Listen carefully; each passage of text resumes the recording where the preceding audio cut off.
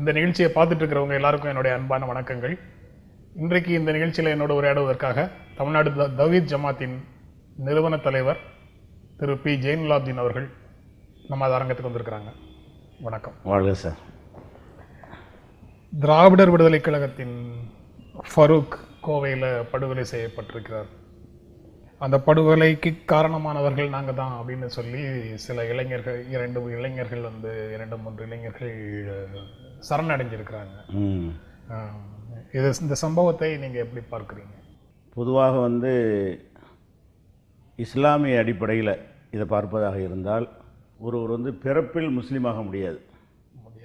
அவர் ஏற்றுக்கொண்டால் தான் முஸ்லீம். முஸ்லீம் அல்லாதவருக்கு பிறந்தவர் முஸ்லீம் ஆகலாம், முஸ்லீமுக்கு பிறந்தவர் முஸ்லீம் இல்லாமல் இருக்கலாம். இப்படி ஒரு ஃப்ரீடத்தை எங்கள் மார்க்கத்தில் கொடுக்கப்பட்டிருக்கிறது. இந்த மார்க்கத்தில் எந்த நிர்பந்தமும் இல்லை. குர்ஆன் வசனம் லா இக்ராஹ ஃபித்தீன். இந்த அடிப்படையில் ஒருவர் முஸ்லீமுக்கு பிறந்து அவர் கடவுள் மறுப்புன்னு போனாரேயானால் அவருக்கு அந்த உரிமை இருக்குது.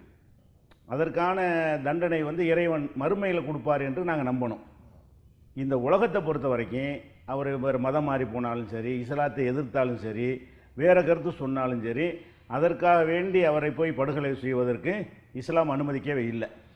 அப்போ இந்த படுகொலையை பொறுத்த வரைக்கும் இது யாரை படுகொலை செஞ்சாலும், அவர் திராவிட கழகத்துக்காரராக இருக்கட்டும், ஒரு இந்துவாகவே இருக்கட்டும், இந்து முன்னணிக்காரராகவே இருக்கட்டும், அது சட்டத்தை கையில் எடுத்து போய் ஒருத்தர் கொலை செய்வார்களேயானால் அது கண்டிக்கத்தக்கது. இஸ்லாம் ஒரு காலத்தில் இதை ஏற்றுக்கொள்ளவே இல்லை. நாங்களும் தீவிரவாதத்துக்கு எதிரான ஒரு பிரச்சாரம் என்று ஒரு மாத காலம் இந்த கருத்துக்களை எல்லாம் மக்கள்கிட்ட கொண்டு சென்றோம். அந்த வகையில் இது கடுமையாக கண்டிக்கத்தக்க ஒரு செயல், யார் செஞ்சிருந்தாலும். இப்போ சில முஸ்லீம்கள் சரணடைந்திருக்கிறார்கள், ஒரு 2 பேர் கைதும் செய்யப்பட்டிருக்கிறார்கள். இந்த அடிப்படையை நம்ம பார்த்தோமேயானால் இவங்க யாரும் முஸ்லீம் சமுதாயத்தில் எந்த ஒரு அமைப்பை சேர்ந்தவங்களும் இல்லை. சின்ன பெரிய அமைப்புகள்லாம் இருக்கிறது. ஒரு அமைப்பு ரீதியாக நாட்டில் இருக்கக்கூடிய அதில் ஒரு கிளை அளவில் செயல்படக்கூடியவர்களாகவோ ஒரு அமைப்பு ரீதியாக கட்டமைக்கப்பட்டவர்கள் கிடையாது, தனி நபர்கள். அதுபோக அவங்க அந்த பகுதியில் உள்ளவர்கள், இந்த கொலை செய்தவர்கள்லாம் அவருடைய நண்பர்கள் என்று சொல்கிறார்கள். நண்பர் என்ற அடிப்படையில் தான் தொலைபேசியில் அழைத்த உடனே சென்றார் அப்படிங்கிறாங்க. இப்போ தொலைபேசியில் அழைத்தால் செல்லக்கூடிய அளவுக்கு அந்த கொலையாளிகள் என்று சொல்லப்படுறவங்களுக்கும் இவருக்கு மத்தியில் உறவு இருந்திருக்கு, உறவு நட்பு இருந்திருக்கு. அப்போ அந்த வகையில் உள்ள ஒரு கொலையாக இது நடந்திருக்கிறது. இந்த காரணம் இருக்கலாம், மதத்திற்காகவும் இந்த மாதிரி கடவுள் மறுப்பாளர் ஆகிட்டார என்பதற்காகவும் சில பைத்தியக்காரங்க இருப்பாங்க, எங்கள் சமூகத்திலையும் சில பேர் இருப்பாங்க. இந்த அடிப்படையில் தான் இதை பார்க்கணுமே தவிர இது ஒட்டுமொத்த ஒரு இஸ்லாமிய சமூகத்தில் யாரும் இதை ஆதரிக்கவும் இல்லை, சப்போர்ட் பண்ணவும் இல்லை. இன்னும் சொல்ல போனால் அந்த ஃபாரூக் என்பவர் நாடறிந்த ஒரு நாத்திகரும் கிடையாது. அந்த கோவையில் இந்த கொலை செய்யப்பட்ட பிறகு தான் அவருடைய பேரை மீடியாக்களுக்கு தெரிய வருகிறது, எங்களுக்கே தெரியும். அப்போ ஒரு உலக அளவில் பெரிய அளவில் ஒரு தாக்கத்தை ஏற்படுத்தி ஒரு முஸ்லீம்கள்லாம் ஒரு கொந்தளித்து அப்படிங்கிற மாதிரியான உள்ளவரும் இல்லை. அவர் அளவில் நாத்தியத்தை கடைபிடித்த ஒருவராக இருக்கலாம், கடவுள் மறுப்பாளராக இருந்திருக்கலாம். இருந்துட்டு போகட்டுமே என்று தான் எங்கள் சமூகம் இருக்கிறது. இன்னும் சொல்ல போனால் அவர் கடவுள் மறுப்பாளர் டிக்ளேர் பண்ண பிறகு கூட அவருடைய மரணத்திற்கு பிறகு எங்கள் இஸ்லாமிய முறைப்படி அவர் அடக்கம் செய்கிறாங்க. ஜமாத்துகள் அவர் எல்லா முஸ்லீம்களும் சேர்ந்து இவர் கடவுள் மறுப்பாளர், நாங்கள் இவர் அடக்கம் செய்ய முடியாது என்று கூட அவங்க சொல்லலை. அப்போ முஸ்லீம்களை பொறுத்த வரைக்கும், இஸ்லாத்தை பொறுத்த வரைக்கும் இது கண்டிக்கத்தக்கது. இதை சகித்து கொள்ளக்கூடியவர்களாகவும் கருத்து ரீதியாக விளக்கம் சொல்லக்கூடியவர்களாக தான் நாங்கள் இருக்கிறோம். அதனால் இந்த கொலையை பொறுத்த வரைக்கும் இது மதம் என்று நினைத்து செய்திருந்தாலும் பைத்தியக்காரனாக இருப்பான். ஆனால் அந்த கொலை செய்யப்பட்ட ஃபாரூக்குடைய மைத்துனர் அவர் சொல்லும் பொழுது அது மட்டும் காரணம் இல்லை, வேறு காரணங்களும் இருக்கும் என்று நாங்கள் அந்த குடும்பத்தார், கொலை செய்யப்பட்ட குடும்பத்தார் ஒரே ஏரியாவில் இருக்கிறதுனால, பழக்கம் இருந்ததுனால வேறு ஏதோ சில பிரச்சனைகள் இருக்கலாம் என்று நாங்கள் சந்தேகிக்கிறோம் என்று அந்த ஃபாரூக்குடைய மைத்துனரே பேட்டியில் உங்கள் டிவியிலே போட்டிருந்தீங்க அதை. அப்போ அந்த மாதிரி எல்லாம் இருக்கிறதுனால இதை இஸ்லாமிய ஒரு மதத்துக்கு எதிராக திருப்புறாங்க சில பேர். அந்த ஃபாரூக்குடைய மற்ற குடும்பத்தினர் அவருக்கு இறை நம்பிக்கையோட இருக்கணும் நீங்க அப்படின்னு சொல்லி அவரிடம் பேசினார்கள். இவர் தொடர்ந்து இறை மறுப்பாளனாக தொடர்வேன்னு சொன்னதுக்கு அப்புறம் இது போன்ற சம்பவங்கள் நடந்திருக்குது அப்படின்னு குடும்பத்தில் இருக்கக்கூடிய மற்றவர்கள் திராவிடர் விடுதலை கழகத்தினுடைய தோழர்களிடத்துல பேசும்போது அவர்கள் குடும்பத்தாரை சொல்லியிருக்காங்க அப்படின்னு அவங்க தரப்புல சொல்றாங்க. அப்ப குடும்பத்தார்கிட்ட கூட இவர் ஒரு தாக்கம் ஏற்படுத்தாத ஒரு ஆளை போய் ஏன் கொள்றாங்க மதத்துக்காக வேண்டி? ஒரு பெரிய தாக்கம் ஏற்படுத்தி ஒரு கோபம் வர்றதா இருந்தால், கோபம் வரக்கூடாது, அப்படி சில பேருக்கு வருவதாக இருந்தால் கூட அது மாதிரியான ஒரு குடும்பத்தையே இந்த மாதிரி மாற்றி விட்டார் என்று சொல்லுகிற அளவு கூட அவரால் பாதிப்பு ஒன்றும் ஏற்படலை. அப்போ இதை காரணமாக சொன்னால் ஏதோ முஸ்லீம் சப்போர்ட் ஏதாவது கிடைக்குமோன்னு இவங்க சொல்கிறாங்களோ, வேறு எதுவும் காரணமாக இருக்குமோன்னு தான் நாங்கள் நினைக்கிறோம். அதுவாகவே இருந்தால் கூட அவன் ஒரு கிறுக்கன்னு சொல்லணுமே தவிர ஒரு அமைப்பு ரீதியாக உருவாக்கப்பட்டவனோ அல்லது இஸ்லாமிய ஜமாத்துகளில் ஒரு முக்கிய பொறுப்பு வகிக்கக்கூடியவனோ கிடையாது. இந்த சரணடைந்தவர்கள் யாருமே எந்த ஒரு முஸ்லீம் இயக்கத்தை சேர்ந்தவர்கள் கூட கிடையாது. கொஞ்சம் கடும்போக்கு கொண்ட முஸ்லீம் இயக்கங்களில் சில பேர் இருக்காங்க, கடுமையாக பேசுவாங்க. அதில் கூட ஒரு அங்கத்தினராக இல்லாதவர்கள் செய்தார்களே. ஆனால் இது சில கிறுக்கங்க இருப்பாங்க, எல்லாத்துலையும் இருப்பாங்க. அந்த மாதிரியான ஒரு விஷயமாகத்தான் இதை எடுத்துக்கொள்ளணும். கொலை கண்டிக்கத்தக்கது. சட்டத்தை கையில் எடுக்கிறதுக்கு யாருக்கும் அனுமதி கிடையாது. அரசாங்கம் தான் தண்டனைகள் கொடுப்பதற்கு உரியது என்றுதான் எங்கள் இஸ்லாமிய கோட்பாடு. அரசாங்கம் தான் தண்டனை கொடுக்கக்கூடியது, சட்டத்தை கையில் எடுப்பதற்கு அனுமதி இல்லை அப்படின்னு நீங்க சொல்றீங்க. ஆனா இந்த சமூக வலைத்தளங்களில் இது தொடர்பாக விவாதிக்கக்கூடியவர்கள் வேறு சில மேற்கோள்கள் எல்லாம் காட்டுறாங்க. அதுல நான் படித்த ஒன்று, நியாயம் இல்லாம கொலை செய்த கொலையாளி, திருமணத்தை மீறி சட்டவிரோதமாக உடலுறவு கொள்வோர், அதுக்கப்புறம் அல்லாவையும் அவருடைய தூதர்களையும் எதிர்த்து போராடுகிறவர்களும் இஸ்லாமை துறந்து நம்பிக்கையற்றவர்களாக போகிறவர்கள், இந்த 3 வகையினரை இஸ்லாத்திலிருந்து மாறுபட நம்பிக்கை கொண்டு அதிலிருந்து மாறுகிறவர்களை கொல்லலாம் என்று சொல்லியிருக்கிறாங்களா? அந்த மாதிரி ஒரு கருத்தை சமூக வலைத்தளங்களில் சிலர் பதிவிடுறாங்க. அது பொறுத்து எப்படி இருக்குன்னா, குர்ஆன் எடுத்து பார்த்தீர்களே ஆனால் ஒரு வசனம் இருக்குது, இன்னல்லதீன ஆமனு, யார் நம்பிக்கை கொள்கிறார்களோ, முஸ்லீம் ஆகிறார்களோ, சும்மா கஃபரு, பிறகு மதம் மாறி விடுகிறார்களோ, சும்மா ஆமனு, மறுபடியும் நம்பிக்கை கொள்கிறார்களோ, சும்மா கஃபரு, மறுபடியும் மாறி விடுகிறார்களோ, 3 தடவை இப்படி சொல்லிவிட்டு அவர்களுக்கு மறுமையில் தண்டனை இருக்குதுன்னு குர்ஆனில் வசனம் இருக்கிறது. மறுமையில் இருக்குது. அதில் என்ன மேட்டர்னா, ஒரு தடவை மதம் மாறின கொல்லப்பட்டால் 2வது யார் அவர் முஸ்லீம் ஆகிவிட்டு பிறகு மறுத்த பிறகு உசுரோடு இருக்கிறாரு, பிறகு நம்பிக்கை கொண்டு பிறகு இப்படி ஒரு குர்ஆன் வசனம் இருக்கிறது. அப்போ திரும்ப திரும்ப ஒருத்தர் போயிட்டு வந்திருக்கிறார்ன்றா கூட அவர் வாழ்ந்து கொண்டிருக்கிறார் என்பதற்கு தான் குர்ஆன் தான் எங்களுக்கு பேசிக்கு. அதுபோக இப்போ நபிகள் நாயகம் காலத்தில் முஸ்லீம்களுடைய ஆட்சியாக இருந்தாலும் முஸ்லீம் அல்லாதவர்கள் அங்கே இருந்தாங்க, செல்வாக்கூட இருந்தாங்க, செழிப்போடு இருந்தாங்க. யூதர்கள்ட்ட நபிகள் நாயகம் தன்னுடைய கவச உடையை கொடுத்து அடமானம் வாங்கி அதை மீட்காமலே மரணித்தார்கள்னு நம்ம ஹதீஸுங்கிற அத்தாரிட்டியான நூல்களில் இருக்கிறது. அப்போ அவர் கடன் கொடுக்கிறவராகவும் நபிகள் நாயகம் வாங்குறவராகவும் ஒரு பொருளாதார ஒரு செழிப்போட யூத மதத்தவர்கள் இருந்திருக்கிறாங்க. பிற மதத்தவர்களை கொள்வது, மதம் மாற கொள்வதுங்கிற கான்செப்டே இல்லை. அதில் என்ன பிரச்சனை, நீங்கள் சொன்ன மேட்ரு என்னென்னு கேட்டால், மரண தண்டனைக்குரிய குற்றங்களை அந்த இதில் சொல்லப்படுது. மரண தண்டனை யார் வழங்கணும்னா அரசு வழங்கணும். அப்போ விபச்சாரம் பண்ணினால் மரண தண்டனை இருக்குது. அதுக்காக நான் விபச்சாரம் பண்ண ஒரு ஆளை கொல்ல முடியாது. என் கண் முன்னாடி அந்த விசாரணை நடந்தால் கூட அது இஸ்லாமிய அரசாங்கம் இருந்தால் அதற்கு தெரிவித்து அவங்க அதை விசாரித்து முறைப்படி ஒரு குற்றத்துக்கு தண்டனை இருக்கும்ல, இதுக்கு தண்டனை மரண தண்டனை இஸ்லாம் சொல்லியிருக்கிறது. அதே மாதிரி அல்லாவுக்கும் ரசூலுக்கும் எதிராக போர் செய்தல்னு அதில் ஒன்று இருக்குது. அதுக்கே என்ன அர்த்தம்னு கேட்டால், இஸ்லாமிய அரசுக்கு எதிராக உள்ளது அப்படி சொல்லுவாங்க. இஸ்லாமிய கவர்மெண்ட் இருக்கும் பொழுது கவர்மெண்ட்டுக்கு எதிராக போர் செய்தார்களே ஆனால் அது அந்த மாதிரி நாட்டை செதறிச்சிருவாங்க, கொள்ளலாம், அப்படி மார்க்கத்தில் இருக்குது. அது எது செய்யணும்னா இஸ்லாமிய அரசாங்கம் அதுக்கு மரண தண்டனை கொடுக்கும். நம்ம நாடுகளில் கூட தேச துரோகத்துக்கு கொஞ்சம் கடும் தண்டனை தான் கொடுத்து, இது தேச துரோகம் தானே, அதுதான் அதில் இருக்குது. அதை போய் ஆட்கள் ஒவ்வொருத்தரும் கத்தி எடுத்து கொள்ளுங்கிற அர்த்தத்தில் ஒரு கான்செப்டும் இஸ்லாத்தில் இல்லவே இல்லை. இதை நமக்கு தெரிந்த ஒரு 50 வருஷ வரலாற்றை எடுத்து பார்த்தீங்கன்னா, முஸ்லீம்கள்லேயே கடவுள் மறுப்பாளர்கள், முஸ்லீமுக்கு பிறந்து கடவுள் மறுப்பாக நிறைய பேர் இருந்திருக்கிறாங்க. இப்போ சமீபத்தில் கூட மரணம் அடைந்தவர் கவிஞர் இன்குலாப் உண்டு, அவர் ஒரு பெரிய கவிஞர். அவர் நியூ காலேஜ் முஸ்லீம் காலேஜில் ஒரு ப்ரொஃபஸராக இருந்தார். அவர் நாத்திகர் தான், கடவுள் மறுப்பாளராக தான் இருந்தார். எந்த விதமான இஸ்லாமிய நம்பிக்கையும் அவர் கிடையாது. பகிரங்கமாக மேடைகளில் அவர் சொல்லுவார். அப்போ அப்படி இருந்தும் கூட அவரை நாடறிந்த ஒரு முஸ்லீமுக்கு பிறந்த நாத்திகராக இருந்து கூட அவர் போன்றவர்களை கூட யாருமே எந்த ஒரு தாக்குதலும் பண்ணவே இல்லை. அவர் இஸ்லாமியர்களுக்காக நிறுவப்பட்ட புதுக்கல்லூரியில் அவர் பேராசிரியராக வைத்திருந்தாங்க. நீ நாத்திகம் பேசுகிறேன்னு சொல்லி கூட பணி நீக்கம் செய்வதற்கான வேலை கூட அவங்க செய்யலை. இப்போ தான் சமீபத்தில் தான் மரணித்தார். அப்போ இப்படித்தான் எங்களுடைய நடவடிக்கைகள் இருக்குது. ஒரே ஒரு இடத்துல ஒரே ஒருத்தன் ஒரு பகுதியில் ஒரு குறிப்பிட்ட ஒரு ஏரியாவுக்கு மட்டும் தெரிந்த ஒருத்தரை இப்படி கொலை பண்ணுவானே ஆனால் அது மதத்திற்கு செய்தவன் சொன்னாலும் அது பொய். அவன் மதத்தை மிஸ்யூஸ் பண்ணுறான்னு சொல்லணுமே தவிர எங்கள் மார்க்கம் அப்படியான நாங்கள் யாரையும் உருவாக்கலையே. நிறைய பெரியார் காலத்தில் நிறைய முஸ்லீம்கள் அவர் முழுசாக பின்பற்றக்கூடியவர்கள்லாம் இருந்திருக்கிறாங்களே. இதே சினிமா துறையிலேயே நாசர் இருக்கிறாரு, குஷ்பு இருக்கிறாங்க, இவங்கெல்லாம் இஸ்லாத்தை விட்டு போனவங்க தான். அவங்களெல்லாம் போய் யாருமே என்ன செய்யலை, அட்டாக் பண்ணலை, கண்டுகொள்ளல. அது உங்களுக்கு உரிமை இருக்கிறது, விரும்பினா வரலாம், விரும்பி ஏற்றுக்கொள்வது தான் இஸ்லாம், கட்டாயப்படுத்துறது கிடையாது என்பது தான் நபிகள் நாயகம் காலத்திலிருந்து இன்னைக்கு வரைக்கும் இருக்கிறது. இஸ்லாமிய இயக்கங்கள், ஜமாத்தில் அமைப்புகள்லாம் இதை நாங்கள் கடுமையாக கண்டிக்கிறோம். நேற்று கூட எல்லா அமைப்புகளும் சேர்ந்து ஒரு கண்டன தீர்மானம் செய்து அந்த வீட்டுக்கு போய் ஆறுதல் சொல்லிட்டு வந்திருக்கிறாங்க. ஆறுதல் மத ரீதியாக ஒரு இஸ்லாத்தை விட்டு வெளியேற அறிவித்தும் கூட அவருக்கு அநீதிழைக்கப்பட்டிருக்கிறது. அதுக்காக வேண்டி என்ன செய்கிறாங்கன்னா பிராயச்சித்தம் தேடுற மாதிரி தான் அவங்க போயிருக்கிறாங்க. இப்படியான மனநிலை தான் எல்லா மக்கள்கிட்டையுமே இருக்கிறது. அது 2-3 பேர் செய்கிறத ஒட்டுமொத்தமான ஒரு சமுதாயத்துக்கோ மதத்துக்கு எதிராக திருப்புறது நல்லதாக தெரியல, ரொம்ப வருத்தமாக தான் இருக்கிறது எங்களுக்கு. இந்த ஓரிருவர் செய்யக்கூடிய படுகொலைகளை இஸ்லாமிய பயங்கரவாதம்னு சொல்லக்கூடியவர்களை மாற்றுவதற்கு இந்த மாதிரி கண்டனங்கள் உதவி செய்யும் அப்படின்னு நினைக்கிறீங்களா? எங்களுடைய இறைவனுடைய பார்வையில் அவங்க இஸ்லாமிய லிஸ்ட்டை விட்டு வெளியேறிட்டாங்க.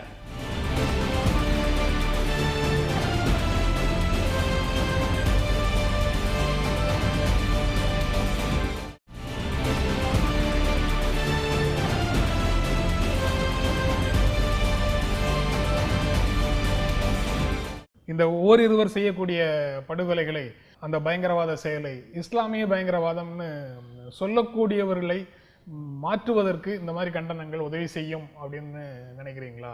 கடந்த காலத்திலையும் இது போன்ற பல செயல்களை எல்லாருமாக சேர்ந்து கண்டனம் செய்ததற்கு பிறகும் அங்கொன்றும் இங்கொன்றுமாக இது போன்ற செயல்கள் தமிழ்நாட்டுக்குள் நடந்துட்டு தான் இருக்கு. இதற்கு முன்னால உண்டானது எதிரெதிர் அணியில இருக்கக்கூடியவர்களுக்கு இடையில நடந்த மோதலாக ஒரு சில சம்பவங்கள் இருந்தது.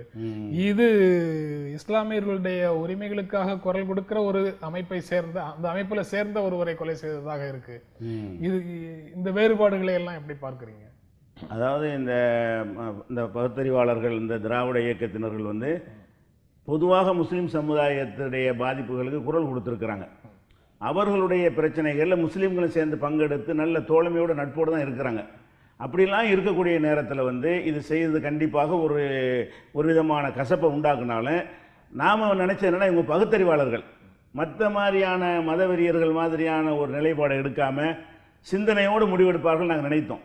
ஆனால் ரொம்ப கடுமையான முறையில் அதை அவங்க அந்த பதிவுகளை நீங்கள் சொன்ன மாதிரி முகநூலில் பார்த்தோம்னு சொன்னால் ரொம்ப கடுமையான முறையில் இதை ஒட்டுமொத்த இஸ்லாமே இதை சொன்னதாகவும், இஸ்லாம் மார்க்கமே இதை சொல்வதாகவும், எல்லா முஸ்லீமும் இந்த மாதிரியான சிந்தனைகள் தான் இருப்பதாகவும் ஒரு சித்தரிக்கும் பொழுது அப்போ எல்லாருமே ஒரு கண்டனம்ங்கிற தெரிவிக்க தேவையில்லை. ஏன்னா அங்கங்கே ஒன்று நடக்கிறதெல்லாம் நம்ம கண்டிச்சிட்டு இருக்க மாட்டோம்.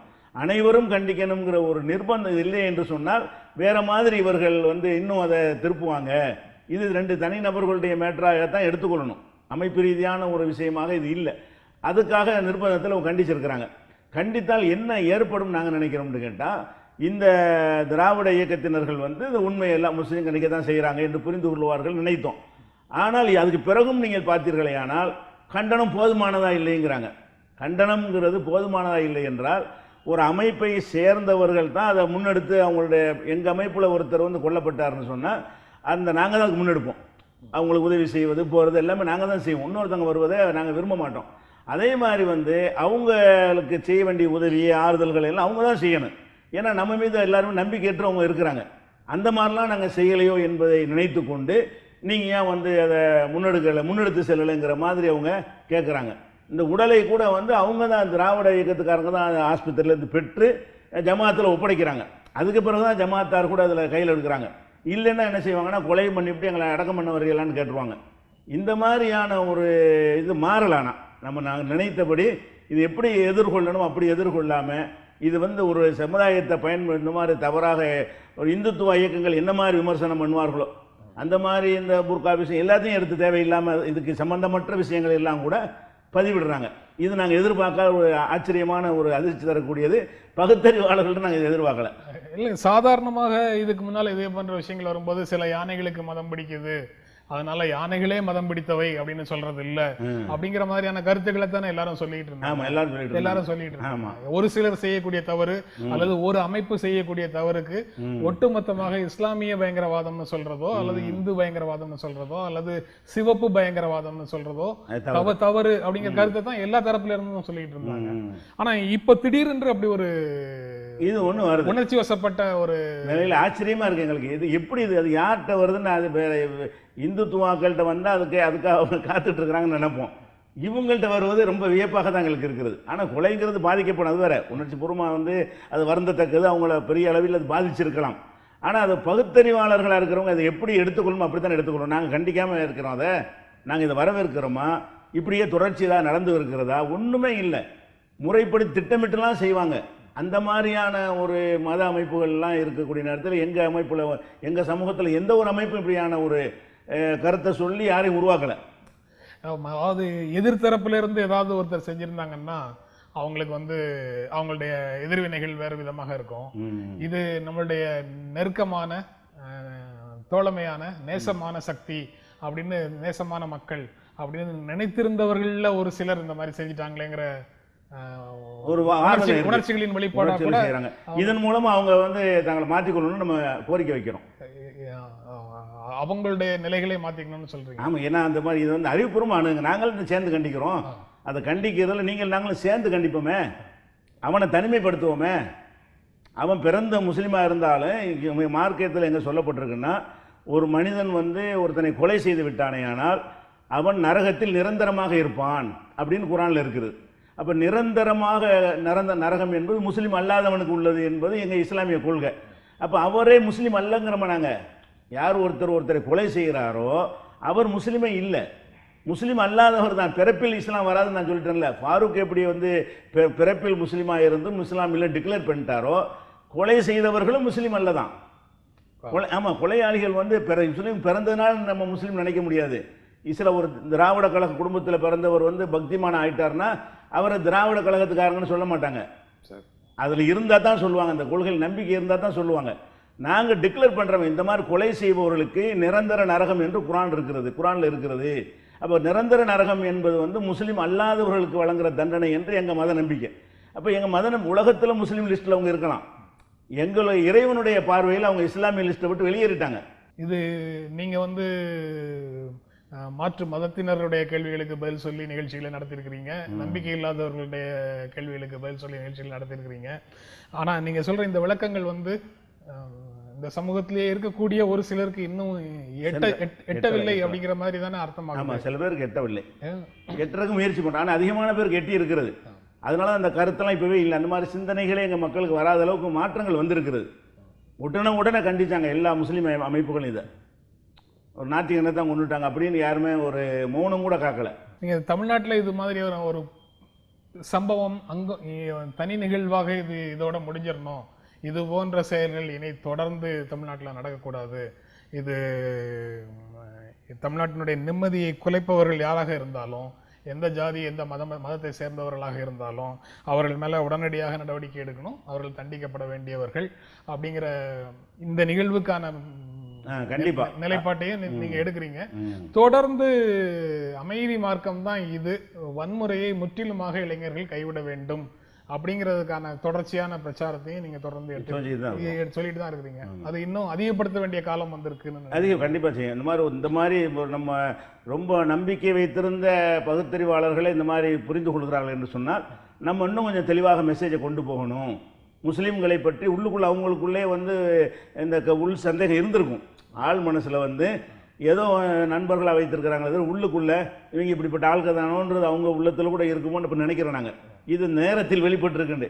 அதனால் அவர்கள்ட்டெல்லாம் இதை வந்து இஸ்லாம் அப்படி சொல்லலை, இப்படி ஏதாவது இங்கே நடந்திருக்குதா, முஸ்லீம் இயக்கத்துக்காரங்க யாராவது இருக்கிறாங்களா என்பதையெல்லாம் நாங்கள் கொண்டு செல்ல வேண்டிய பொறுப்பு அதிகமாக இருக்கிறது. மற்ற அரசியல் கட்சிகளோட அரசியல் இயக்கங்களோட இணைந்து அந்த வேலையை நீங்கள் செய்கிறதுக்கு வாய்ப்பு இருக்கா? இல்லை, நாங்கள் வந்து எல்லாத்தையுமே தனியாக ஏன் தனித்து செய்கிறோம் என்றால், நாங்கள் கொள்கை ரீதியாக உருவாக்கப்பட்ட ஒரு அமைப்பாக இருக்கிறோம்.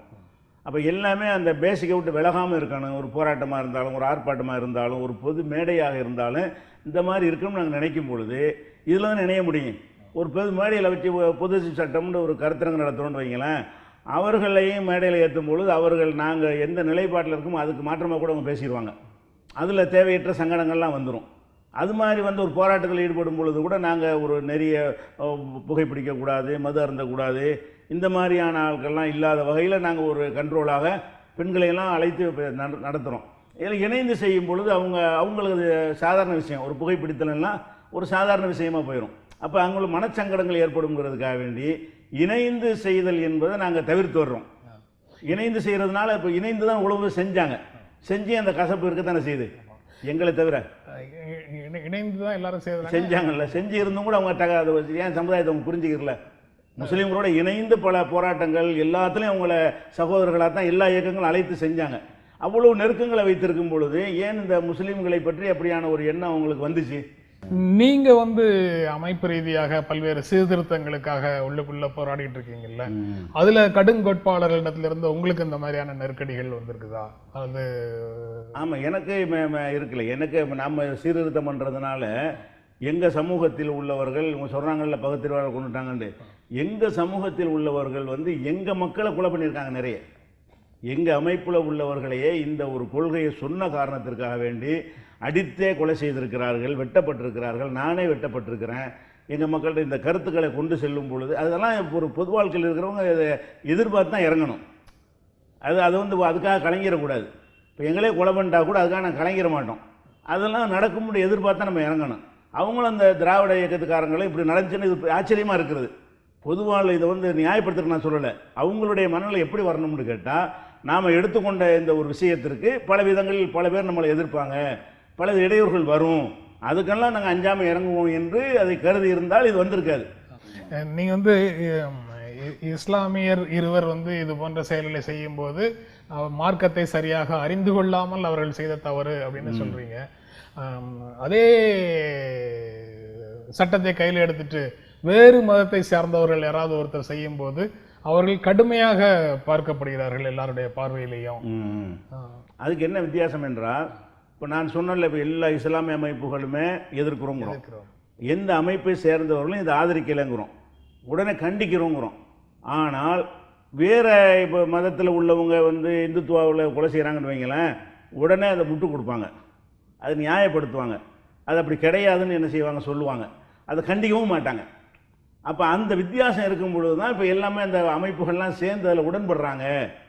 ஒரு இந்துத்துவ இயக்கங்கள் எடுத்துக்கொள்வோமே, ஒரு இந்துத்துவாவை சேர்ந்த ஒருத்தர் ஒரு திராவிட கழகத்துக்காரரையோ ஒரு கிறிஸ்தவரையோ ஒரு முஸ்லீமையோ கொலை பண்ணிட்டாருன்னு சொன்னால் அதை எப்படி நாங்கள் இப்போ எல்லோரும் சேர்ந்து கண்டிக்கிறோமோ அப்படி அவங்க எல்லாம் கண்டித்திருப்பார்களே. ஆனால் இந்த எண்ணம் வராது, பேசாமல் இருப்பாங்க, அதை கண்டுக்கிறவே மாட்டாங்க. அது ஒரு நியூஸாக கூட என்ன செய்யாது, அவங்களுக்கு தெரியாது. அல்லது என்ன செய்வாங்கன்னு கேட்டால், அது அப்படி பொய் சொல்கிறார்கள், அப்படி நடக்கவே இல்லை, அப்படி நாங்கள் நடந்துச்சுன்னு சொன்னோம், நாங்கள் ஒத்துக்கிறோம்ல செஞ்சாண்டு.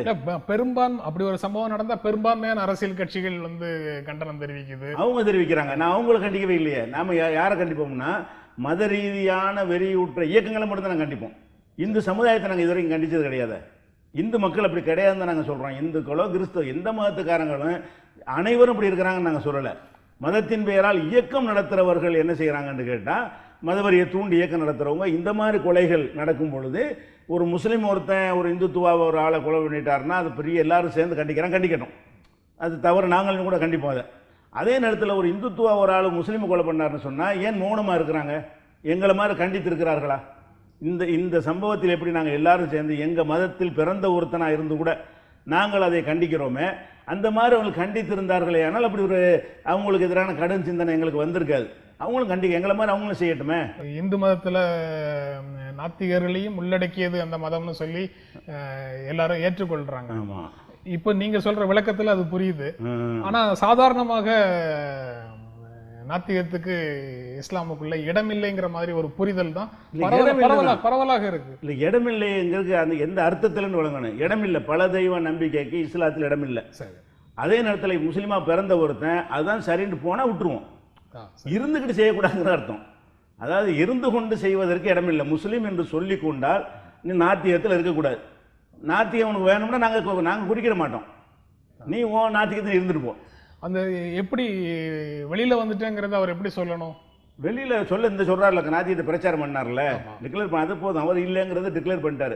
இதுவரை இன்னும் சொல்ல போனால் இவருடைய மரணம் சாதாரண மரணமாக இருந்திருக்குமே, ஆனால் அவங்க ஒரு சுடுகாட்டில் கொண்டே தான் புதைச்சிருப்பாங்க. உதாரணத்துக்கு சொல்றேன். ஆமா, அவர் அமைப்புக்குள்ள உள்ள சடங்குகளுக்கு அவர் வந்திருக்க முடியாது. ஆமா, குடும்பத்தினர் விரும்பினாலும் கூடவா? குடும்பத்தினர் விரும்பினாலும் கூட அது பஞ்சாயத்து பண்ணுவாங்க. அது யார் கை ஓங்குதோ அதுக்கு தகுந்த மாதிரி ஒரு முடிவு வரும். ஆனால் எதுக்கு சொல்கிறோம்னா, அவங்க எப்போ இல்லைன்னு சொல்லிட்டாங்களோ அதன்படி தானே அவங்க நடக்கணும். இப்போ நான் கடவுளே இல்லை, நான் மதமே இல்லைன்னு சொல்லிட்டாங்கன்னா அவங்க ஒரு இஸ்லாமிய ஒரு முறைப்படி என்னை அடக்கஞ்சின்னு அவங்களும் விரும்ப மாட்டாங்களே, விரும்பவும் கூடாது. அந்த மாதிரியான ஒரு அடிப்படையில் தான் நம்ம சொல்கிறோம். தமிழ்நாட்டில் பல்வேறு விதமான அரசியல் மாற்றங்கள் நடந்துட்டு இருக்குது. நீங்க கடந்த காலத்துல அனைத்து இந்திய அண்ணா திராவிட முன்னேற்ற கழகத்திற்கு மக்களை வாக்களிக்க சொல்லியிருக்கீங்கல்ல? ஆமா, சொல்லியிருக்கீங்க. ஆனா இப்போ வந்து அனைத்து இந்திய அண்ணா திராவிட முன்னேற்ற கழகம் அடிப்படையில வந்து ஒரு பாரதிய ஜனதா கட்சியினுடைய தமிழ்நாட்டின் கிளை அப்படின்னு சிலர் வந்து விமர்சனத்தை முன்வைக்கிறாங்க. அந்த மாதிரி அனைத்து இந்திய அண்ணா திராவிட முன்னேற்ற கழகம் இருக்குதா? அப்படி இருக்கிறதாக இருந்தால் நீங்க வந்து அவர்களுக்கு வாக்களிக்க சொல்லி முன்னாடி சொல்லியிருப்பீங்களா அப்படிங்கிற 2 கேள்விகளும் அடுத்தடுத்து மனசுல வருது. அதாவது இப்போ பாரதிய ஜனதாவுக்கு ஆதரவு என்கிற ஒரு நிலை எடுத்துக்கொண்டீர்களேயானால் ஒவ்வொரு கட்டத்தில் ஒவ்வொரு கட்சியும் ஆதரிச்சிருக்கிறாங்க. அதில் ஆதரிக்காத ஒரு கட்சியை நீங்கள் தமிழ்நாட்டில் காட்ட முடியாது. எல்லாருமே திமுகவும் பாரதிய ஜனதாவோட கூட்டணி வச்சு மந்திரி சபையெல்லாம் இருந்தாங்க. ஜெயலலிதா அவர்கள் முதல்ல ஆதரித்து எங்கள் கொண்டாந்து கால் ஒன்று வச்சாங்க. அப்போ எல்லாருமே வந்து அவங்களுடைய அரசியல் ஒரு லாபம் கிடைக்கும் என்று இருந்தால் எங்களெல்லாம் பின்னுக்கு தள்ளிடுவாங்க. அவங்களுக்கு அரசியல் லாபம் வேணும் என்று சொன்னால் அது பிஜேபியோட சேர்ந்தால் தான் நம்மளை பாதுகாத்து கொள்ள முடியும் அப்படின்னு இருக்கலாம். அல்லது மத்தியில் அவங்களுடைய கை ஓங்குனுச்சுன்னா நம்மளுக்கு இடையூறு வரக்கூடாது என்பதற்காக இருக்கலாம். அவங்க சுய பாதுகாப்புக்காக ஆதாயத்திற்காக இந்த முடிவுலாம் எடுப்பாங்க. அதனால் இந்த பாஜக பார்வை என்று சொல்வதெல்லாம் யாருக்குமே அப்படியான ஒரு பற்றுலாம் கிடையாது. பாஜக ஆதரவுன்னு சொன்ன ஜெயலலிதா தான் கவுத்து விட்டாங்க. ஒரே நாள் 13 மாதங்கள் கவுத்து விட்டாங்க. அதெல்லாம் என்னென்னு கேட்டால் அது உங்களுக்கு ஈடுபாடுலாம் ஒன்றும் கிடையாது. அவங்களுக்கு ஒரு நெருக்கடி வருது, இவங்களால் நமக்கு இடைஞ்சல் வரும்னா சேர்ந்துக்கிடுவாங்க. இவங்களால் நம்மளை ஒன்றும் செய்ய முடியாதுன்னா போன் வெட்டி விட்டுருவாங்க. அவர்கள் வந்து ஆதிக்கம் செலுத்தணும் என்பது தான் இங்கே உள்ள எல்லாருடைய நோக்கமும். இது அதிமுகவுக்கும் இந்துத்துவா கிடையாது, திமுகவுக்கும் கிடையாது, எந்த கட்சியும் கிடையாது. ஆனால் அதில் சேர்ந்தால் லாபம் கிடைக்கும் என்றால் யாரோடும் சேருவார்கள். அரசியல்னு அதுதான். அரசியல்னு சொன்னாலே லாபம். அதனால் நாங்கள் அந்த கோணத்தில் நாங்கள் இதை பார்க்கவே இல்லை. திமுகவை கூட நம்ம சில கட்டங்கள் ஆதரிச்சிருக்கிறோம், அதிமுகவையும் ஆதரிச்சிருக்கிறோம். பிறகு என்ன முடிவுக்கு வந்தோம்னா, எதுக்கு இந்த தேர்தலில் போய் ஆதரித்து இவங்களை முட்டு கொடுக்குற வேலையை நம்ம செய்யணும், நம்முடைய உழைப்புகள்லாம் வீணாக போகுது, நம்மளும் 2 அதில் கலந்துடுற மாதிரி வந்துடுமோங்கிற ஒரு அச்சம் வரும்பொழுது தான் தேர்தலில் கருத்து சொல்வது இல்லை, ஆதரிப்பதும் இல்லைன்னு ஒரு முடிவுக்கு வந்து அதில் நாங்கள் உறுதியாக இருந்துகிட்டு இருக்கிறோம். மறு ரிவர்ஸ் போக மாட்டோம். சில அடிப்படையான கோரிக்கைகளை வச்சு இந்த கோரிக்கைகளை நிறைவேற்றி தருபவர்களுக்கு வாக்களிப்போம் அப்படின்னு சொல்லி இடையில சொல்லிட்டு இருந்தீங்கல்ல? அப்படி சொல்லல. என்னன்னா, நீங்கள் கோரிக்கை நிறைவேற்றினீர்களானால் எங்கள் மக்கள்கிட்ட வாக்குகளை நீங்கள் பெற்றுக்கொள்ளலாம். சரி, அப்படி சொல்லுவோம். நீங்க இது வந்து எங்களை மக்களுடைய ஓட்டு பெறுகிற காரணத்தை சொல்லிக் கொடுக்கணும். நாங்க வந்து ஆதரிங்கன்னு சொல்ல மாட்டோம், அதுக்கு வந்து செஞ்சுட்டாங்கன்னு போய் பிரச்சாரம் பண்ண மாட்டோம். இன்னென்ன மாதிரி எங்களுடைய மக்களுடைய எதிர்பார்ப்பு இருக்கிறது, இதை நீங்கள் நிறைவேற்றி கொடுத்தால் நீங்கள் எங்கள் மக்களை வந்து ஆதரவை நீங்கள் பெற்றுக்கொள்வீர்கள். அது இன்னும் தொடரும். அது சொல்லுவோம். அது தொடரும். ஆனா அதுவே வந்து ஒரு செய்தியை வந்து மக்களுக்கு சொல்லாதா? எப்படி என்ன அதாவது இந்த காரியத்தை செஞ்சா அவங்க போய் மக்கள்கிட்ட சொல்லுவாங்க, அது ஏற்றுக்கொண்டவர்கள் வாக்களிப்பாங்க. அது குறிப்பிட்ட ஒரு கட்சிக்கு வாக்களியுங்கள்னு உங்களுடைய கோரிக்கையாக அது இருக்காது. பிஜேபிக்கு எதிராக முலாயம் சிங் ஒரு முஸ்லீமை போடுறாரு, மாயாவதியும் ஒரு முஸ்லீமை போடுறாங்க, இந்த ஓய்சி இருக்கார்ல அவரும் போய் ஒரு முஸ்லீமை போடுறாரு. ஒருவன் தலாக் தலாக் தலாக்குன்னு சொன்னா 3 தடவையும் தலாக்கு சொல்லிட்டான்னு இவங்க விளங்கிட்டாங்க சில பேர்.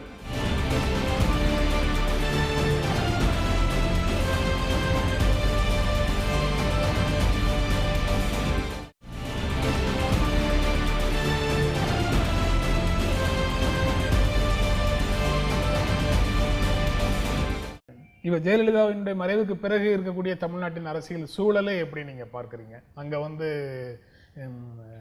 குறிப்பாக இஸ்லாமியர்களுடைய நிலை எப்படி இருக்கிறதாக பார்க்குறீங்க?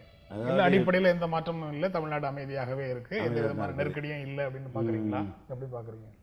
இஸ்லாமியர்களுடைய நிலை என்பது இந்த ஜெயலலிதாவுக்கு பிறகு ஒரு பெரிய ஒரு பாதிப்பெல்லாம் எங்களுக்கு புதுசாக ஏற்பட்டுடல. அது பன்னீர் இருந்தாலும் ஏற்படாது, சசிகலா இருந்தாலும் ஏற்படாது. ஏன்னு கேட்டால் இந்த மண்ணுடைய தன்மையே வேறு. இந்த மதவெறிகளுக்கெல்லாம் இந்த மண் வந்து பெரும்பாலும் இடம் கொடுக்கவே செய்யாது. அவங்களுக்கும் முஸ்லீம் சமுதாயத்தினுடைய வாக்குகள் நம்ம இழந்துடக்கூடாது என்கிற அக்கறை வந்து எல்லாருக்குமே இருக்கும். எல்லா ஓட்டும் சேர்ந்து தான் அவங்கள வந்து அந்த ஆட்சிக்கு வர முடியும். சில இப்போ தொகுதிகளில் வந்து தீர்மானிக்கிற சக்தியாக கூட முஸ்லீம்கள்லாம் இருப்பாங்க. அதனால் இழந்துடக்கூடாதுங்கிற ஒரு அந்த அரசியல் லாபத்துக்காக வேண்டி எங்களை ஒழிச்சு நசுக்கக்கூடிய வேலைகள் வந்து யாருடைய ஆட்சியும் தான் நடக்காது. எங்கள் தமிழ்நாட்டை பொறுத்த வரைக்கும் வடக்கையெல்லாம் நடக்கலாம். இங்கே இந்த மண் பெரியாருடைய அந்த பண்படுத்தப்பட்ட ஒரு மண்ணாக இருக்கிறதுனால அது மாதிரியான விஷயங்களை மக்கள் இந்துக்களும் ஏற்றுக்கிற மாட்டாங்க. ஒரு பொதுஜனங்களை சொல்கிறேன், ஒரு அமைப்பு ரீதியான வெறியூட்டப்பட்டவர்களை தவிர வெகுஜனங்கள் வந்து அதை ஏற்றுக்கொள்ள மாட்டாங்க. எங்களுக்கு அணி நிலைக்கணும் என்பதை வந்து அவங்க ஒத்துக்கிற மாட்டாங்க. அதனால் எங்களுக்கு பேச உரிமை இருக்குது, இந்த வழிபாட உரிமை இருக்குது, எந்த ஒரு இடங்களும் இல்லை. பொய் வழக்குகள் போடுவதெல்லாம் இப்போ குறைஞ்சிருக்கிறது. அதெல்லாம் ஓரளவுக்கு இப்போ கரெக்டாக போயிட்டு இருக்கிறாங்க. இது யார் இருந்தாலும் இப்படி தான் நடக்கும்னு நாங்கள் நினைக்கிறோம். சில அடிப்படையான பிரச்சனைகளில் பொது சிவில் சட்டம், அயோத்தியில ராமர் கோயில் போன்ற விஷயங்கள்ல நிறைய மாற்றங்கள் சமூகத்துக்குள்ள கருத்தளவுல நடந்துகிட்டே இருக்கு. அது எல்லாம் உங்களுடைய அடிப்படை நிலைப்பாட்டிலிருந்து மாறிதான் நடக்கிற மாதிரி ஒரு உணர்வு தெரியுது. பரவலான ஒரு ஏற்பு நிலை காமன் சிவில் கோடை பொறுத்த வரைக்கும், பொது சிவில் சட்டத்தை பொறுத்த வரைக்கும் ஒரு பரவலான ஏற்பு நிலை, சொல்றது நியாயம் தானே, இருக்க வேண்டியது தானே அப்படிங்கிற உணர்வு பரந்த மக்கள் மத்தியில ஏற்பட்டு இருக்குதோ அப்படின்னு ஒரு சந்தேகம் வருது. உச்ச நீதிமன்றத்தில் நடக்கக்கூடிய வழக்கிலையும் கூட நீங்க நீதிமன்றத்தினுடைய தீர்ப்புக்காக எதுக்காக காத்திருக்கணும், நீதிமன்றத்திற்கு வெளியில ராமர் கோவில் விஷயத்த, பாபர் மசூதி விஷயத்த நீங்க தீர்த்து கொள்ளுங்கள் அப்படிங்கிற மாதிரியான கருத்தெல்லாம் பார்க்க முடியுது. அதையெல்லாம் எப்படி பார்க்குறீங்க? இந்த பொது சிவில் சட்டத்தை பொறுத்த வரைக்கும் அது என்னங்கிறது தெரியாமல் தான் உலகாலமும் முஸ்லீம்களும் இருந்தாங்க. இப்படி ஒரு சட்டம் இருக்குங்கிறதே பரவலான மக்களுக்கு தெரியாது. ஏன்னாடா எல்லாம் விவாகரத்து அதுன்னு சொல்லி கோர்ட்டுக்கு போய் அதை ஒரு அறிந்திருக்கக்கூடிய நிலையில் இருக்கலை. அதனால இதை ஒரு கருத்து கணிப்பு எடுத்து முதல்ல எதிர்த்தாங்க, இப்போ ஆதரிச்சாங்கன்னு சொல்கிற மாதிரியானதுக்கு வழி இல்லை. ஆனால் இப்போ என்ன ஏற்பட்டிருக்குன்னு கேட்டால், இந்த பொது சிவில் சட்டம் என்று அவங்க கொண்டு வர போகிறோன்னு சொல்லும் பொழுது இஸ்லாம் மதத்தில் இவங்க தலையிடுறாங்க என்கிற கருத்து தான் அனைத்து முஸ்லீம்களுக்கு ஏற்பட்டிருக்குது. முந்தி இருந்த ஒரு மாற்றமான கருத்துலாம் வரல. சில விஷயம், ஒரே ஒரு விஷயம் 3 தலாக் என்று சொல்கிறக்கூடிய விஷயத்தை தான் முஸ்லீம்களே சில பேர் அதை தவறுன்னு சொல்கிறாங்க. நாங்களும் அதை தான் சொல்கிறோம். ஏன்னா இது நபி காலத்தில் இல்லாமல் பின்னாடி உருவாக்கப்பட்ட ஒரு விஷயத்தை இந்த பொது சிவில் சட்டத்தில் எங்கள் முஸ்லீம் பர்சனெல்லாம் வச்சுருக்கிறாங்க. அது சரியில்லை என்ற ஒரு விஷயத்தை தவிர மற்றபடி எங்களுக்குன்னு உள்ள அந்த உரிமைகளை அரசாங்கம் தலையிடக்கூடாது, எங்களுக்கு அச்ச உணர்வை ஏற்படுத்தினீங்க. இது ஒரே சமயத்தில் 3 தலாக் சொல்றதை நீங்க எதிர்க்கிறீங்க. மாத இடைவெளி 3 மாத இடைவெளியில் 3 முறை சொல்வதையும் நீங்க எதிர்க்கிறீங்களா? ஆமாம், அது எப்படின்னா விவாகரத்து என்று சொல்வதே 3 தலாக்கு 3 சான்ஸ் ஒரு ஆணுக்கு கொடுக்கப்பட்டிருக்குது, பெண்ணுக்கு அந்த மாதிரி கொடுக்கப்பட்டிருக்கு. அவங்களுக்கு 3 சான்ஸு கிடையாது. விவாகரத்து வேணான்னா அவங்கள்ட்ட போயிட்டு இருக்கலாம். ஆண்களை பொறுத்த வரைக்கும் விவாகரத்துன்னு செய்தார்களே ஆனால் ஒரு தடவை விவாகரத்துன்னு சொல்கிறாரு, 3 மாதம் அவருக்கு டைம் கொடுக்கப்படுது. அந்த விவாகரத்து நிறுத்தி வைக்கப்படும். 3 மாதத்துக்கு இடையில் மனைவியோடு சும்மா சேர்ந்துக்கலாம். அவர் விவாகரத்து அமுலுக்கு வராது. விவாகரத்துன்னு சொன்ன பிறகு 3 மாதத்துலேயும் அது உறுதியாக இருந்து அதில் அது வேணாங்கிற நின்றானையானால் ஒரு விவாகரத்து நடந்து விட்டது என்று அர்த்தம். இந்த ஒரு விவாகரத்து நடந்துட்டால் கூட நிரந்தர பிரிவு கிடையாது. அவங்க 2 பேரும் மனப்பூர்வமாக சம்மதித்தால் திரும்பி அவங்க கல்யாணம் பண்ணிக்கலாம். ஒரு அந்நிய பெண்ணை கல்யாணம் பண்ணுற மாதிரி அந்த விவாகரத்து செய்யப்பட்ட பெண்ணை திருமணம் செய்து கொள்ளலாம். இது ஒரு முறை. இதுக்கப்புறம் திருமணம் செய்து சேர்ந்து வாழ்ந்து கொண்டிருக்கும் பொழுது மறுபடியும் அவங்களுக்கு ஒரு பிரச்சனை ஏற்பட்டு மனஸ்தாபம் ஏற்பட்டு வேணான்னு சொல்வார்களே ஆனால் இன்னொரு தடவை அது மாதிரி தலாக்குன்னு சொல்லலாம். அதே மாதிரி 3 மாதம் அதுலேயும் அவருக்கு டைம் கொடுக்கப்படுது. அதுக்குள்ளே சேர்ந்து கொள்வதற்கு தான் உளவும் சொல்லப்படுது. இன்னும் சொல்ல போனால் விவாகரத்து செய்த பிறகு அந்த 3 மாத காலமும் கணவன் வீட்டில் தான் இருக்கணும்னு இருக்குது. எதுக்குன்னா எப்படியா சேர்ந்துக்குருவாங்கண்டு. விவாகரத்துன்னு வெட்டி முறிச்சிட்டு போகாமல் விவாகரத்துன்னு சொன்ன பிறகு கூட வெளியேற்றி விடாதீர்கள், அந்த 3 மாதத்தினுடைய செலவுகளுக்கு நீங்கள் பொறுப்பேற்றுக் கொள்ளுங்கள், நீனும் வெளியேறக்கூடாது அவனும் வெளியேற்றக்கூடாதுன்னு குரானில் இருக்குது. கணவனும் உன்னை வெளியேற்றக்கூடாது, பெண்ணாகிய நீனும் வெளியேறக்கூடாது, மாட்டேன்றணும். அப்போ அந்த அவன் வீட்டில் இருந்து கொண்டிருக்கும் பொழுது இணக்கமாக போவதற்கு வாய்ப்பு இருக்குது. இதுக்கு பிறகும் ஒரு சேர்ந்து கொண்டு முடியாது, மறுபடியும் 3வது தடவை விவாகரத்து செஞ்சார்களே ஆனால் மறு சேர முடியாது. இதுதான் அந்த 3 தலாக் என்பதனுடைய அர்த்தம். ஒருவன் தலாக்குன்னு சொன்னால் 3 தடவையும் தலாக்கு சொல்லிட்டான்னு இவங்க விளங்கிட்டாங்க சில பேர். அதோட இனிமேல் சேரவே முடியாது. சேருவதற்கான வாசலை திறந்து வைத்திருக்கிற ஒரு விவாகரத்தை இந்திய சட்டத்தில் விவாகரத்து கோர்ட்டில் கொடுக்குறாங்கல்ல, அந்த ரேஞ்சுக்கு இது முத்தலாக் என்பது கொண்டு வந்து கொடுக்குறது. சமீப காலமாக ராமர் கோயில் ஒன்று சொன்னீங்கல்ல, ராமர் கோயில் பொறுத்த வரைக்கும், பாபர் மசூதி விஷயத்தை பொறுத்த வரைக்கும் நீதிமன்றங்கள் தான் தீர்ப்பளிக்கின்ற முதல்ல ஆரம்பத்தில் நாங்கள் சொல்லி கொண்டிருந்தோம். ஆனால் முஸ்லீம்களை பொறுத்த வரைக்கும் அந்த அலகாபாத் தீர்ப்புக்கு பிறகு நீதிமன்றங்களே நம்பிக்கை இழந்துட்டாங்க. எதை வச்சு நீதிமன்றங்களை சொல்கிறது? அது எந்த ஒரு அடிப்படை உலகத்தில் உள்ள யார் அதை படித்தாலும் இந்த தீர்ப்பை கேலிக்குரியதாக தான் கருதுவாங்க. அந்த மாதிரியாக மறுபடியும் சுப்ரீம் கோர்ட்லேயும் வந்துருமோ என்கிற ஒரு நிலை வந்த பிறகு தான் சுப்ரீம் கோர்ட்டு தீர்ப்பு காத்திருக்கிறாங்களே தவிர நீதிமன்ற தீர்ப்பு கட்டுப்பட வேண்டுமெல்லாம் நாங்கள் பேச மாட்டோம். அதெல்லாம் தார்மீகத்தை இழந்துட்டோம். என்ன வேணாலும் தீர்ப்பளிப்பார்கள். முஸ்லீம்களை ஒரு பொருட்டாகவே நீதிமன்றங்கள் எடுத்துக்கொள்ளலை என்பதற்கு அது ஒரு எடுத்துக்காட்டாயிடுச்சு. அந்த வகையில் தான் இப்போ ஊபியில் இந்த ஆட்சி அமைந்த பிறகு அவங்கள்ட்ட வந்த பிறகு அந்த மாதிரியான ஒரு மத வெறிக்கு கொண்டவர் முதல்வராக ஆன பிறகு கோர்ட் இன்றைக்கி அந்த கருத்தை சொல்லுது. தீர்ப்பளிக்கலை, நீங்கள் வெளியே பேசி தீர்த்துக்கிறலாமே, அந்த வாசலை திறந்து வைத்தால் என்ன நடக்கும்னு கேட்டால் அந்த ஆட்சியை வச்சு பயன்படுத்தி வழக்கு போட்டவன் இறந்துட்டார். அந்த அயோத்தி பாபர் மசூதி சம்பந்தமாக முதல்ல வழக்கு போட்ட அந்த பெரியவர் வந்து இறந்து விட்டார். அவர் இல்லாத அந்த ஒரு சூழ்நிலையில் அந்த ஊரில் உள்ள மக்களை மிரட்டினா என்ன செய்வாங்க? அவனு தொலைஞ்சு போங்கன்னு விட்டுருவாங்க. அப்போ எங்களுக்குள்ளே காம்ப்ரமைஸ் ஆகிட்டோம், அதுக்காக வேண்டி நீதிமன்றமும் உடந்தையாக துணை செய்து இதை செய்கிறாங்க, மிரட்டி அதை எடுக்க பார்க்குறாங்க, அவ்வளோதான். நீங்க பேசும்போது மதவெறி பிடித்த முதல்வரும் வந்துட்டாரு அப்படின்னு சொல்றீங்க. அவ்வளவு பெரிய வெற்றிக்கு வந்து இஸ்லாமியர்களும் வாக்களித்து தானே அவ்வளவு பெரிய வெற்றி அந்த கட்சிக்கு கிடைச்சிருக்க முடியும்? இல்லை, கண்டிப்பா இல்லை. ஏன்னு கேட்டா இவர் மிக பெரும்பான்மையான இஸ்லாமியர்கள் வாழக்கூடிய தொகுதிகளிலையும் கூட, வசிக்கக்கூடிய தொகுதிகளிலையும் கூட பாரதிய ஜனதா கட்சி மாபெரும் வெற்றி பெற்றிருக்குது அப்படிங்கிறது அந்த தேர்தல் முடிவுகள் வெற்றி பெற்றிருக்கிறாங்களே தவிர முஸ்லீம்கள் ஓட்டு போட்டாங்கன்னு ஆதாரமாகாது. ஏன்னு கேட்டால் அந்த உதாரணமாக தேவ்பந்து போன்ற சில முஸ்லீம்களே இருக்கக்கூடிய அந்த தொகுதிகளில் வந்து பிஜேபி போட்டிடுறாங்க.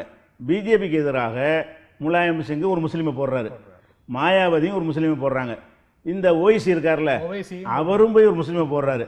லோக்கல் செல்வாக்கு உள்ள 4-5 முஸ்லீம் பிரமுகர்கள் நிற்கிறாங்க. முஸ்லீம் ஓட்டு வந்து 8ஆக பிரியும் பொழுது அவங்க ஜெயிச்சிருக்கிறாங்க.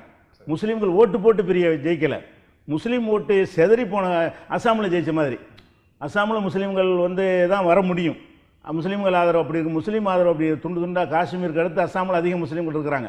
அந்த அசாமில் கூட பிஜேபி ஆட்சிக்கு வந்து எதனால் என்று கேட்டால் முஸ்லீம்கள் வந்து பிரிந்து வாக்களித்தார்கள். அவங்க ஒருமித்த இந்துத்துவார்கள்லாம் ஒருமித்த முறையில் வாக்களிக்கிறாங்க. அந்த ஒரு காரணத்தினால எல்லாம் முஸ்லீம் வேட்பாளராக போயிடுறாங்கல்ல, அதனால தான் பிஜேபி வந்து முஸ்லீம் பகுதியில் வந்தாங்களே தவிர முஸ்லீம்கள் வந்து ஒரு அச்சுறுத்தலான ஒரு பயப்படுற ஒரு நிலையில் தான் இருக்கிறாங்க. அதான் உண்மை. எப்படி போகிறவங்க தெரியல. ஆனால் ஒருமிக்குவதற்கு முலாயம் பக்கம் போகிறதா அல்ல ஓய்சி பக்கம் போகிறதா மாயாவதி பக்கம் போகிறதான்னு ஒருமித்து அவங்களை கொண்டு செல்வதற்கு உள்ள ஆட்களாக அந்த நம்பிக்கை அவங்க பெறவில்லை. நம்ம நிகழ்ச்சியினுடைய இறுதி பகுதியில் இருக்கிறோம். இந்தியாவில் இருக்கும்போது இந்தியாவினுடைய சட்டங்கள் தான் முதன்மையானது, மத ரீதியான விஷயங்களில் வந்து வேறு கருத்துக்கள் இருந்தால் கூட இந்த சட்டம் தான் முதன்மையானது கிரிமினல் சட்டங்களை பொறுத்தவரை அப்படிங்கிற கருத்தை சமூகத்தில் இருக்கக்கூடிய அனைவரிடமும் ஆழ பதிக்க வேண்டிய ஒரு சூழல் இப்போ இருக்கு அப்படிங்கிறத நீங்க ஏற்கிறீங்களா? அந்த பணியை தொடர்ந்து செய்துட்டு இருக்க முடியுமா? அதாவது இது ஒரு சந்தர்ப்பவாதமாக இதை நாங்கள் எடுக்கல. இஸ்லாம் எங்களுக்கு அப்படி சொல்லுது. சரி, இஸ்லாமே என்ன சொல்லுதுன்னு கேட்டால் இறைவனுக்கு செய்கிற வணக்க வழிபாடுகள் அதில் வந்து இறைவன் தான் சட்டம். இப்போ தொழுவது இப்படி தான் தொழுகணும்னு அரசாங்கம் சொன்னால் கேட்க மாட்டோம், எங்களுடைய நோன்பு இப்படி வைக்க வேண்டும் அரசாங்கம் சொன்னால் கேட்க மாட்டோம். நிர்வாக விஷயங்களை பொறுத்த வரைக்கும் யார் கையில் அதிகாரத்தை இறைவன் கொடுக்குறானோ அதன் கீழே தான் நம்ம போக முடியும். அது எங்கள் மார்க்கம் அனுமதிக்கிறதுனால இந்தியாண்டில் எந்த நாட்டில் நாங்கள் இருந்தாலும் அவங்க தான் அதை செய்ய முடியும், இல்லாட்டி அது ப்ராக்டிக்கலாக சாத்தியப்படாது. வரட்டு தத்துவமாக பேசிகிட்டு இருக்கலாம். இப்போ நான் எப்படி ஒரு சட்டத்தை அமுல்படுத்த இயலும்? என்கிட்ட பவர் அதிகாரம் இல்லைங்க. இதை கவனத்தில் கொண்டு இஸ்லாமே என்ன எங்களுக்கு கொடுத்துருக்கு என்று கேட்டால் மற்றவர்கள் ஆட்சியாக இருந்தாலும் சரி உங்கள் கொள்கை கோட்பாடு அதில் தவிர மற்ற விஷயங்களில் வந்து கட்டுப்பட்டு நடங்க என்று சொல்லுகிறது. அந்த மாதிரி அடிப்படைலாம் இஸ்லாம் என்ன சொல்லுதுன்னு கேட்டால் எதில் நீங்கள் இருந்தாலும் சரி இஸ்லாமிய அடிப்படையை விட்டு விடாத வகையில். இப்போ நீங்கள் வந்து தொழுகைலாம் நீ செய்யக்கூடாதுன்னு சொன்னால் நான் இருக்கக்கூடாது, நான் போயிடணும். உதாரணமாக ஊழியராக இருந்து அது என்னுடைய கடமை. நீ ஒரு இறைவன் நீ நம்பக்கூடாதுன்னு சொன்னால் இல்லைங்க நான் அப்படி தான் நம்புவேன், நான் போயிடலாம். அந்த மாதிரி விட்டு கொடுக்காத வகையில் எங்கேயும் பணியாற்றலாம். அந்த மாதிரி அப்படி உலகம் பூரா முஸ்லீம்கள் வாழ்வதற்கு எங்கள் மார்க்கம் அனுமதிச்சிருக்கிற காரணத்தினால இதை மன வெறுப்போடலாம் நாங்கள் செய்யலை. இது எங்கள் மார்க்கமே இதுவும் எங்கள் மார்க்கத்தில் உள்ளது தான். மார்க்கத்தில் உள்ளதன்படி நடந்தாலே வந்து அந்த நாட்டு சட்டத்துக்கு கட்டுப்பட்டுறவன் ஆயிரும். நீங்க இப்போ எடுத்துக்காட்டுக்கு சொன்னதுனால எனக்கு வேற ஒரு எடுத்துக்காட்டு நினைவுக்கு வருது, அது சரியான விளக்கம் சொல்லுங்க. இப்போ வங்கிகளில் வேலை செய்யக்கூடிய இஸ்லாமியர்கள் அங்க வந்து வேறொரு கணக்குக்கு வட்டியை நான் வந்து கணக்கு பண்ணி அதுல சேர்க்க மாட்டேன் கூட்ட மாட்டேன் அப்படின்னு சொல்ல முடியுமா? இல்ல அது எங்க மார்க்க சட்டத்தில் வந்துடல. வட்டி எங்களுக்கு தடை செய்யப்பட்டிருக்கு. வட்டி நாங்கள் வாங்க மாட்டோம். பேங்கில் நாங்கள் கணக்கு போட்டா கூட பல ஆயிரம் கோடி ரூபாய்கள் வந்து எங்களுடைய பணம் வங்கியில் இருக்கிறது எடுக்கப்படாம. கேரளாவில் உள்ள முஸ்லீம்கள்லாம் அதை எடுக்கவே மாட்டாங்க, அதெல்லாம் வங்கியில் இருப்பு நிதியாக இருந்து கொண்டிருக்கிறது. அது எங்கள் மார்க்கத்தில் தடை செய்யப்பட்டதுனால பணம் பாதுகாப்புக்கு வங்கியில் போடுவோம், எவ்வளோ டெபாசிட் பண்ணுமோ அதை வாங்கி நாங்கள் விட்டுருவோம். வட்டி வாங்குறது வட்டி வாங்க மாட்டோம். அங்கு பணியாற்றக்கூடிய ஒரு இஸ்லாமிய மற்ற கணக்குகளுக்கு வட்டி கால்குலேட் பண்ணி போடணும், அதுல பணியாற்ற வேணாம்னு சொல்லுவோம். நம்ம பணிக்கு அது வேலை தானே, அது வந்து தேசத்துக்கு மாற்றம் கிடையாது. இன்னும் சொல்ல போனால் எல்லாரும் சந்தோஷப்படுவாங்க, அந்த வேலை எங்களுக்கு கிடைக்குமேண்டு. இது யாருக்கு இடைஞ்சலான ஒரு விஷயம் இல்லை. நாம ஏன் ஒரு ஹராம் தடை செய்யப்பட்ட ஒரு தொழில் நம்ம எதுக்கு செய்யணும்? ஒரு டாஸ்மாக் கடை இருக்குன்னு வைங்களேன், அதில் வந்து ஒரு முஸ்லீம் வேலை பார்க்க முடியாது. அந்த உரிமை நாட்டு சட்டம் வழங்கி இருந்தாலும் இது மதுபானம் வந்து இஸ்லாத்தில் தடுக்கப்பட்டிருக்கிறது. நீ போய் அதில் உட்காந்து மதுபானத்தை விற்கிற ஒரு வேலையை நீ செய்யாத. இது தேசத்துக்கு எதிர் கிடையாது. நான் எனக்கு பிடிக்கல, நான் செய்யலை. இராணுவத்தில் சேராத, போலீஸில் சேராத நான் சொல்லலை.